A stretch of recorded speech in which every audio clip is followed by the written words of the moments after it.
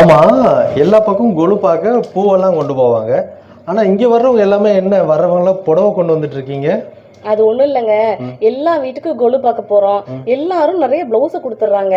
ஆனா வீட்டுக்கு போய் பார்த்தா ஒரு பிளவுஸ் கூட எந்த சாரிக்கும் மேட்ச் ஆகல. அதனாலதான் தேவையான சாரியை கொண்டு வந்து மேட்சிங்கா பிளவுஸ் எடுத்துட்டு போயிடுறோம்.